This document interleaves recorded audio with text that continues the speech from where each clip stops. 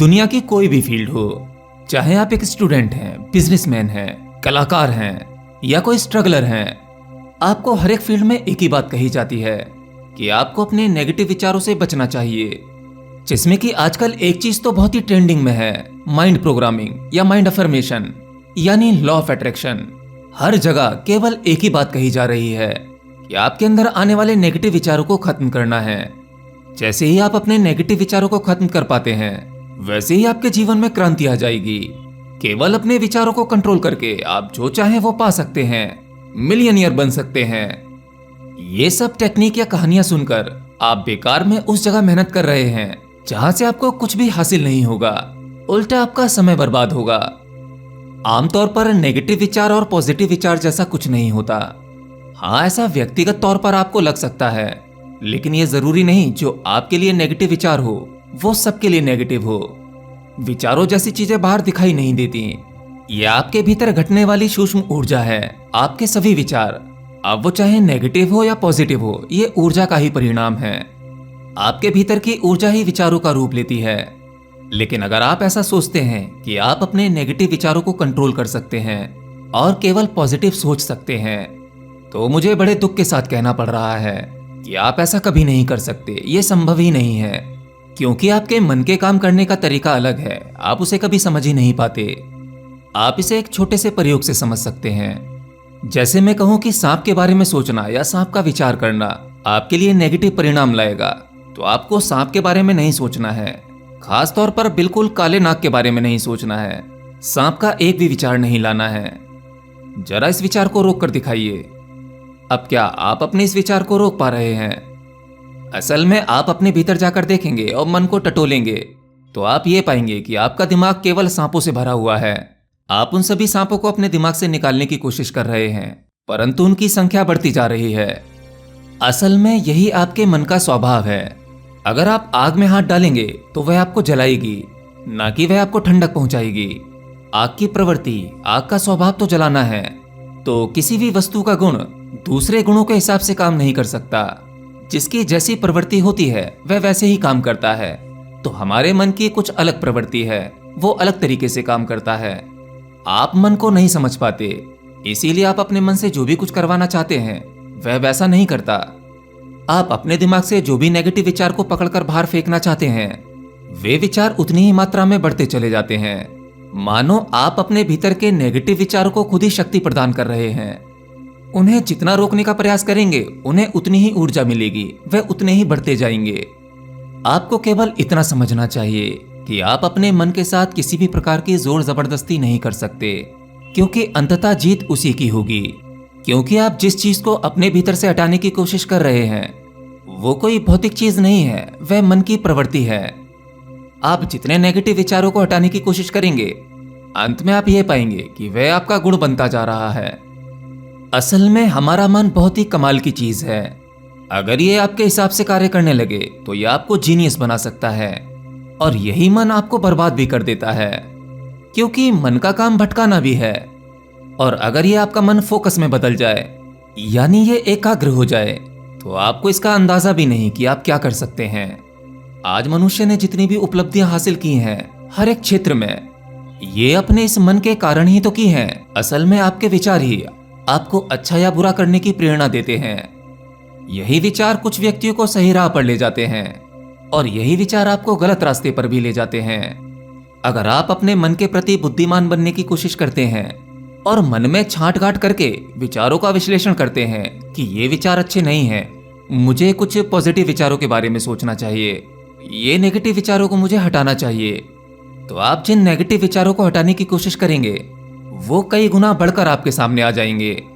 आप जितना अधिक जोर लगाएंगे वे उतने ही बढ़ते चले जाएंगे।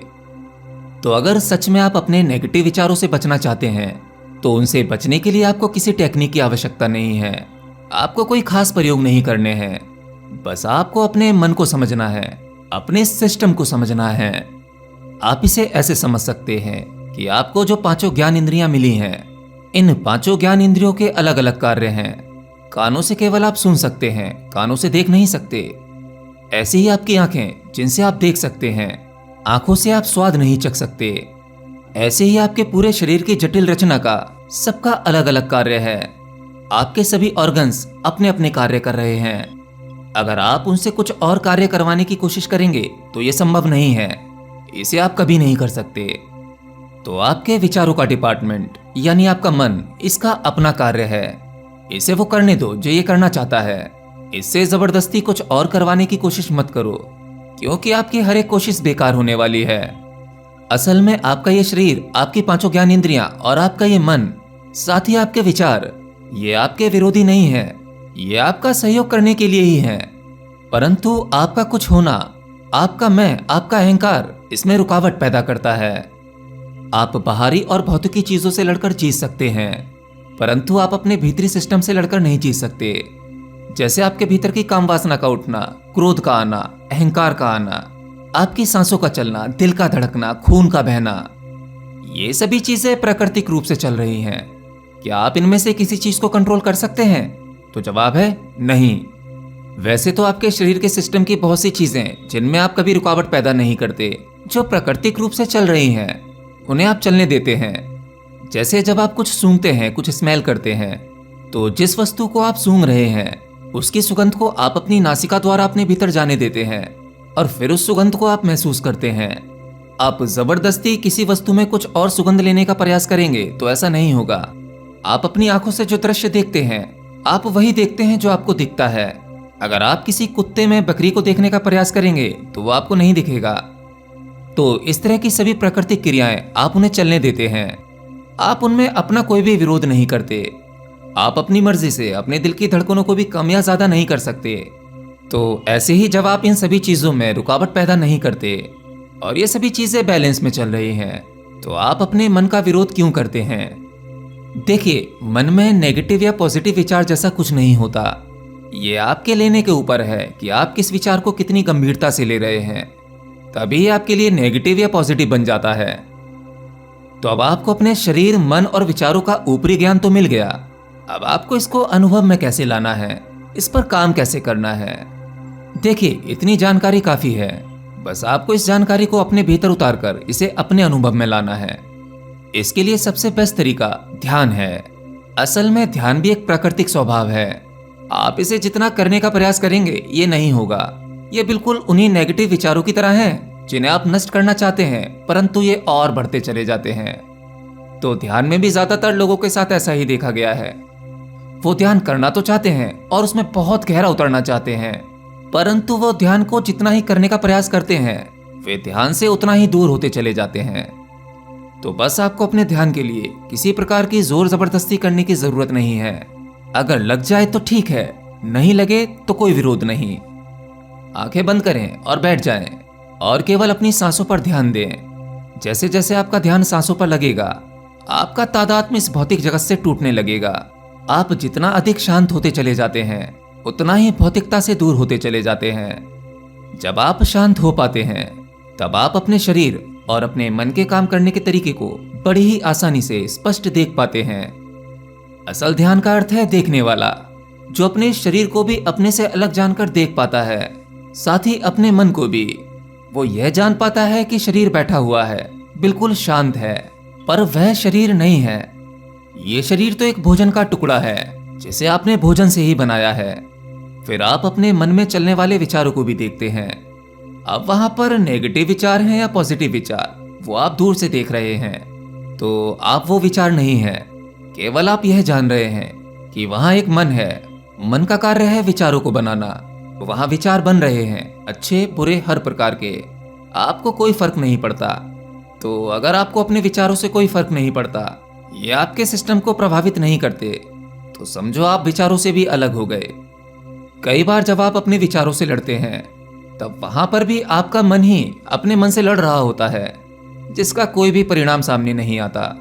तो बस जैसे आपके शरीर का बाकी सिस्टम काम कर रहा है, आप उसमें कोई हस्तक्षेप नहीं करते, वैसे ही अपने मन को दूर से देखें। मन के सभी विचारों को देखें। जब आप अपने मन में सभी विचारों को देखने लगते हैं, वॉचर बन जाते हैं, तब आपका मन कहीं शर्मा जाता है। फिर वह आपके सामने नहीं आना चाहता और उसके विचार शांत हो जाते हैं। जैसे जैसे आप बाहरी और भीतरी रूप से शांत हो जाते हैं, वैसे वैसे आपकी बुद्धि का बोध बढ़ता है। आप सामान्य आयाम से सूक्ष्म आयामों का ज्ञान प्राप्त करने लगते हैं। याद रखना, गहन शांति में ही वो सभी रहस्यमय दरवाजे खुलते हैं जिनका ज्ञान हर जगह मौजूद है। बस आप स्थिर नहीं हैं, आपके भीतर बहुत ज्यादा उथल पुथल है। उस उथल पुथल के कारण उस ज्ञान की ओर आपका ध्यान नहीं जाता। बस शांत हो जाओ। गहन शांति ही आपको अलग आयामों के अनुभव दे सकती है। एनीवे, आज के लिए इतना ही। और अगर आप आध्यात्मिकता से जुड़े रहना चाहते हैं और मेरी बातें आपकी कुछ समझ में आती हैं, तो हमसे जुड़े रहने के लिए आप हमारे चैनल को भी सब्सक्राइब कर सकते हैं। बाकी मिलता हूं किसी अगली वीडियो में नई जानकारी के साथ। तब तक के लिए नमस्कार।